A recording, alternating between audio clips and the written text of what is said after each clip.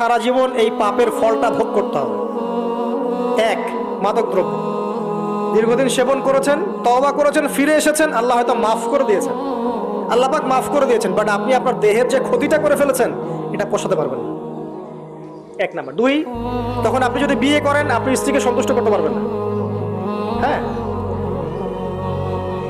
দুই নাম্বার হচ্ছে এই যে গোপনে যুবকরা যে পাপটা করে, মাস্টারবেশন, যেটাকে আমরা বলি হস্তমৈথুন, এই পাপ যেসব যুবকরা করছে বা করে, এবং অ্যাভেলেবেল এই পাপটা সবাই করে, কারণ এখন পর্নের যুগ, পর্ন দেখলে তো আর কোনো উপায় নাই, তখন তো এই পথেই যেতে হচ্ছে, নিজের উপরে নিজেকে জুলুম করতে হচ্ছে।